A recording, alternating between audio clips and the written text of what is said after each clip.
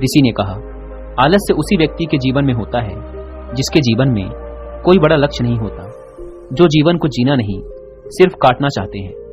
व्यक्ति ने कहा, हाँ मुनिवर, मेरे जीवन का कोई बड़ा लक्ष्य नहीं है, मैं तो बस जिए चला जा रहा हूँ। जीवन की परिस्थितियां मुझे जिस तरफ ले जाती हैं मैं उसी तरफ चला जाता हूँ। लेकिन मुनिवर, आप मुझे वो तरीका बताएं जिससे मैं अपने आलस्य से छुटकारा पा सकूं। ऋषि ने कहा, हमारे जीवन में आलस्य 3 मुख्य कारणों की वजह से आता है। पहला कारण है किसी बड़े लक्ष्य का ना होना, दूसरा कारण है अपने शरीर और मन को ना समझना, और तीसरा कारण है आलसी और कामचोर व्यक्तियों की संगत करना। आलसी व्यक्ति ने कहा, मुनिवर, जरा इन तीनों बातों को विस्तार से समझाएं। ऋषि ने कहा, जिस व्यक्ति के जीवन में एक बड़ा और स्पष्ट लक्ष्य नहीं है, उस व्यक्ति के जीवन से आलस्य कभी जा ही नहीं सकता, क्योंकि एक स्पष्ट लक्ष्य व्यक्ति को निरंतर उत्साहित और कर्मशील बनाकर रखता है।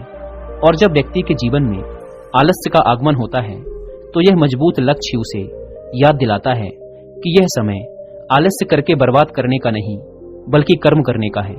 लेकिन लक्ष्य ऐसा नहीं होना चाहिए जिसे तुमने अति उत्साह या निराशा के क्षणों में बनाया हो, क्योंकि उत्साह और निराशा के पलों में बनाए गए लक्ष्य इन परिस्थितियों के समाप्त होते ही कमजोर और क्षीण पड़ जाते हैं। लक्ष्य का निर्धारण हमेशा ही अनुकूल परिस्थितियों में बहुत ही सोच समझकर और शांत दिमाग से करना चाहिए। वह लक्ष्य तुम्हारी भावनाओं और दिल से जुड़ा होना चाहिए।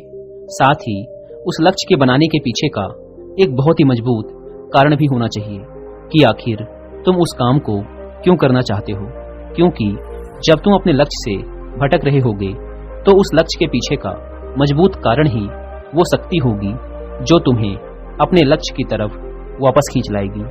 अगर तुम्हारा लक्ष्य ऐसा है जिसके बारे में सोचकर ही तुम्हारे अंदर जोश और आंखों में आंसू आ जाते हैं, तो फिर तुम्हें चिंता करने की जरूरत नहीं है, क्योंकि फिर तुम्हारा लक्ष्य ही तुम्हारे आलस्य को खत्म कर देगा। ऋषि ने आगे कहा, लेकिन कुछ ऐसे भी लोग होते हैं जिनके जीवन में लक्ष्य तो होता है लेकिन वे फिर भी आलस्य करते हैं। तो इनके जीवन में आलस्य का कारण है कि ऐसे लोग ये नहीं समझ पाते कि हमारा मन काम कैसे करता है। हमारा मन बहुत ही चालाक है और ये हमारे साथ हर समय खेल खेलता रहता है। ये कभी भी किसी काम का विरोध नहीं करता, बल्कि या तो उस काम को टालता है या फिर उस काम को करने में आने वाली कठिनाइयों को बढ़ा चढ़ाकर दिखाता है। जैसे कि अगर तुम इससे कहोगे कि पढ़ाई करनी है तो ये कहेगा थोड़ी देर आराम कर लेते हैं फिर पढ़ाई करेंगे। अगर तुम इससे कहोगे कि ध्यान करना है तो ये कहेगा कि ध्यान करने का सबसे अच्छा समय तो सुबह ब्रह्म मुहूर्त में होता है। कल सुबह से जल्दी उठेंगे और फिर ध्यान करेंगे, और फिर ना तो तुम सुबह ब्रह्म मुहूर्त में उठ पाओगे और ना ही कभी ध्यान कर पाओगे। अगर तुम मन से कहोगे कि धन कमाना है तो ये कहेगा कि क्या इतना ही आसान है धन कमाना?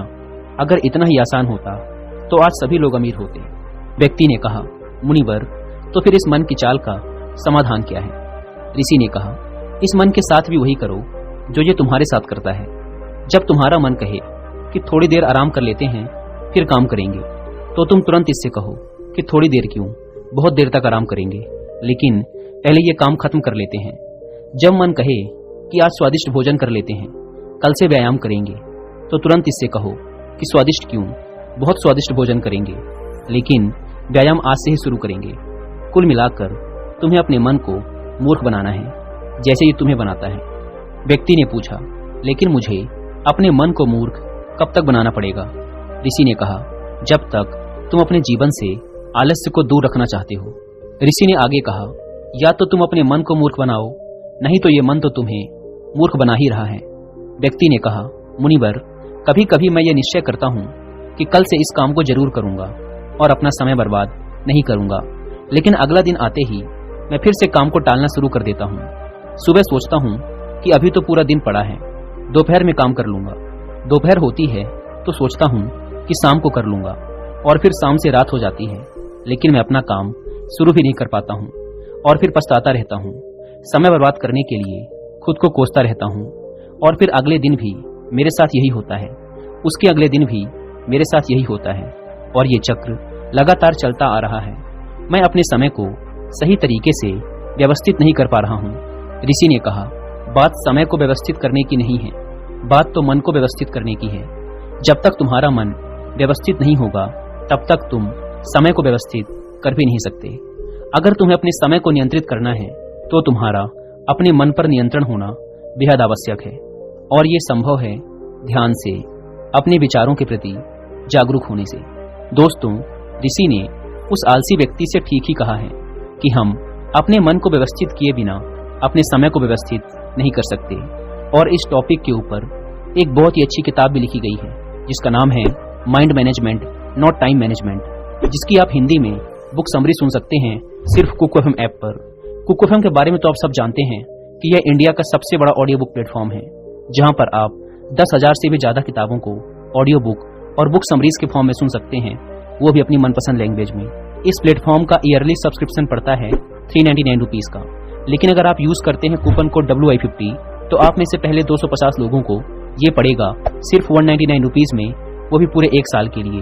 ऐप को डाउनलोड करने की लिंक भी आपको डिस्क्रिप्शन एंड फर्स्ट कमेंट पर मिल जाएगी। व्यक्ति ने कहा, मुनिवर, लेकिन कभी कभी ऐसा भी होता है कि किसी काम को करने का मन भी होता है, वो काम जरूरी भी होता है, लेकिन तब हमारा शरीर आलस्य करता है। हमारे शरीर में इतनी ऊर्जा नहीं होती कि हम उस काम को कर सकें। यदि हम उस काम को शुरू भी कर देते हैं तो बहुत ही जल्द हमारा शरीर थक जाता है। फिर या तो हम उस काम को आगे के लिए टाल देते हैं, या फिर अगर उस काम को करते भी हैं तो वो काम ठीक से नहीं हो पाता। ऋषि ने कहा, तुम अपने मन को तो मूर्ख बना सकते हो, लेकिन अपने शरीर को कैसे मूर्ख बनाओगे? शरीर चलता है ऊर्जा से, और ऊर्जा मिलती है भोजन से। लेकिन अगर तुम ऐसा भोजन करोगे जिसमें खुद कोई ऊर्जा नहीं है, कोई जीवन नहीं है, तो तुम्हारे शरीर को ऊर्जा कैसे मिलेगी? तुम्हारा शरीर पूरे दिन आलस्य से घिरा रहेगा। ऊर्जा रहित भोजन से मेरा आशय ऐसे भोजन से है जो हम सिर्फ स्वाद के लिए खाते हैं, जिसे ग्रहण करने से हमारे शरीर का संपूर्ण विकास नहीं होता। इसीलिए तुम ऐसा भोजन ग्रहण करो जो तुम्हारे शरीर में ऊर्जा भरे, ना कि आलस्य। व्यक्ति ने कहा, मुनिवर, मैं यह तो समझ गया कि कैसा भोजन आलस्य पैदा करता है, लेकिन अब आप मुझे आलस्य के तीसरे कारण के बारे में बताइए कि बुरी संगत कैसे हमें आलसी बना सकती है। ऋषि ने कहा, किसी भी इंसान के जीवन में इस बात का सबसे ज्यादा फर्क पड़ता है कि वो कैसे लोगों के साथ अपना समय व्यतीत करता है, क्योंकि कोई भी इंसान अपने आसपास के माहौल और लोगों से सबसे ज्यादा प्रभावित होता है। इसीलिए तुम्हें इस बात का ध्यान रखना बहुत जरूरी है कि कहीं तुम्हारे मित्र आलसी स्वभाव के तो नहीं हैं, कहीं वो काम को टालने की आदत से ग्रसित तो नहीं है, क्योंकि अगर ऐसा है तो आज नहीं तो कल तुम भी आलसी बन ही जाओगे, तुम भी काम को टालना सीख ही जाओगे, क्योंकि बुरी आदतें अच्छी आदतों की तुलना में ज्यादा आसानी से लोगों को अपनी ओर आकर्षित करती हैं, और फिर लोग इन बुरी आदतों के गुलाम बन जाते हैं। इसीलिए तुम्हें अपने आसपास के लोगों के आलसी स्वभाव के प्रति भी जागरूक रहना पड़ेगा, और ऐसे लोगों का साथ छोड़ना पड़ेगा जो स्वभाव से आलसी हैं। अगर आलसी लोगों की संगत करोगे तो आलसी ही बनोगे, ऊर्जावान लोगों की संगत करोगे तो ऊर्जावान बनोगे, और ये निर्णय पूरी तरह से तुम्हारे हाथों में है। इसीलिए कर्मठ और ऊर्जावान लोगों के साथ रहो, और अगर तुम्हारे आसपास ऐसे लोग नहीं हैं तो अकेले रहने की आदत डाल लो। व्यक्ति ने कहा, मुनिवर, लेकिन मैं शुरुआत कहां से करूं? ऋषि ने कहा, शुरुआत करो एक स्पष्ट और मजबूत लक्ष्य को बनाने के साथ, जिसके बनाने के पीछे का एक मजबूत कारण भी होना चाहिए। उसके बाद अपने मन को खुद को मूर्ख मत बनाने दो, बल्कि इसे मूर्ख बनाते रहो, क्योंकि जैसे ही तुम इसे मूर्ख बनाना बंद करोगे, ये तुम्हें मूर्ख बनाना शुरू कर देगा। उसके बाद अपने शरीर का ख्याल रखो कि तुम कैसा भोजन करते हो। ज्यादा से ज्यादा हल्का भोजन करने की कोशिश करो, क्योंकि भोजन को पचाने में ही हमारा शरीर बहुत सी ऊर्जा नष्ट कर देता है, जिससे बाकी कामों को करने के लिए कम ऊर्जा बचती है, और फिर हम आलस्य और कमजोरी महसूस करते हैं। आसानी से पचने वाले और ऊर्जा से भरपूर पदार्थ ही अपने भोजन में शामिल करो। उसके बाद अपने सोने और उठने का समय निश्चित करो, इससे तुम ज्यादा अनुशासित रह पाओगे। अपने दिनचर्या में रोज व्यायाम और ध्यान का समय भी निश्चित करो। साथ ही किसी भी काम को खत्म करने का एक समय निश्चित कर दो। इससे तुम्हारा दिमाग उसी समय तक काम को पूरा करने के लिए खुद को प्रेरित करेगा, जिससे तुम किसी भी काम को समय पर खत्म कर पाओगे। इसके बाद सबसे महत्वपूर्ण बात कि आलसी और कामचोर लोगों की संगत करना छोड़ दो और खुद के साथ समय बिताना शुरू करो। अगर तुमने इन सारी चीजों का पालन किया तो आलस्य तुम्हारे जीवन से पूरी तरह से गायब हो जाएगा। ये सारी बातें सुनने के बाद व्यक्ति ने कहा, मुनिवर, आलस्य से छुटकारा पाना तो बहुत ही आसान है। ऋषि ने कहा, यह आसान भी तुम्हारे मन को ही लग रहा है। ये मन कब तुम्हारे साथ कैसे चाल चलेगा, इसके लिए तुम्हें जागरूक रहना पड़ेगा। और जागरूकता आती है जागरूक लोगों के साथ रहने से, अकेले रहने से या फिर ध्यान करने से। व्यक्ति ने कहा, मुझे अपने आलस्य को भगाने का काम अभी और इसी क्षण से शुरू कर देना चाहिए। ऋषि ने कहा, हाँ, बिल्कुल सही कहा तुमने।